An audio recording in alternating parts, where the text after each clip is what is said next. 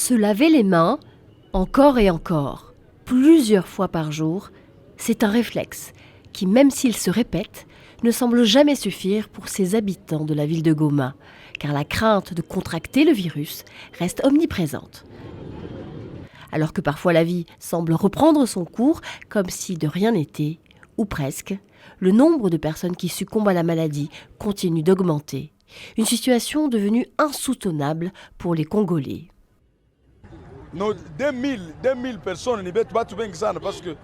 La maladie a fait près de 2000 morts. Il s'agit donc d'un vrai problème.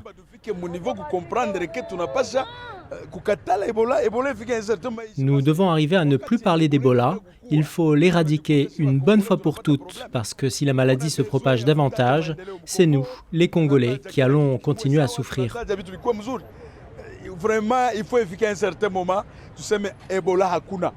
Beni, Bukavu, Katwa, Goma ou encore Butembo, l'épidémie menace de s'exporter au-delà des frontières.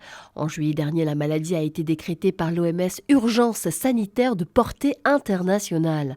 Face à la gravité de la situation, le gouvernement congolais a multiplié le déploiement des centres de traitement mobiles. Parmi eux, celui de Mangina, un centre dans lequel s'est rendu le secrétaire général de l'ONU, Antonio Guterres, dans le cadre d'une visite de 72 heures dans le pays. Un lieu hautement symbolique car il s'agit de l'épicentre de l'épidémie d'Ebola. C'est ici que le virus est apparu un an plus tôt. Nous sommes à l'épicentre de la crise de l'Ebola qui a frappé le Nord Kivu et qui reste une menace sérieuse de santé publique pour le pays et pour la région.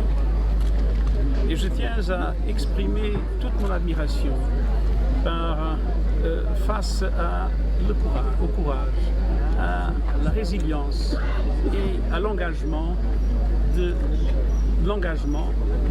la communauté. La situation sanitaire est alarmante, s'y ajoutent les conflits liés à l'instabilité de la région.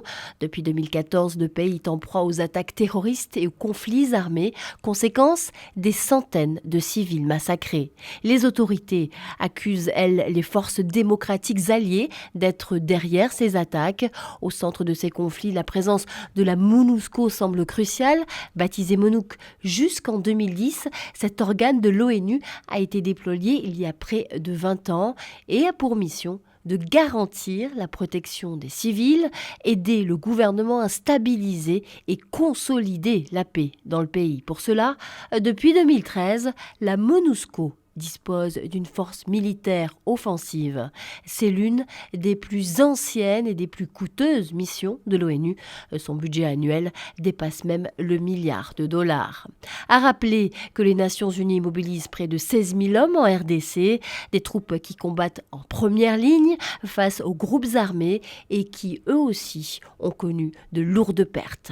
De son côté, le secrétaire général de l'ONU, Antonio Guterres, continue de souligner le rôle stratégique de la MONUSCO.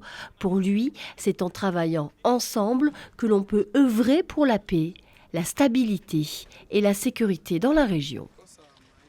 Je souhaite par ma présence ici aujourd'hui de réaffirmer le plein soutien de la MONUSCO dans la lutte contre les groupes armés qui sèment la peur et la mort.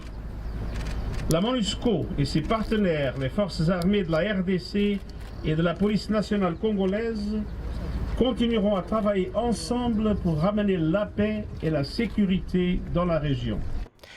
Dans ce contexte, le gouvernement congolais prévoit de demander au Conseil de sécurité d'inscrire les forces démocratiques alliées sur la liste de groupes terroristes.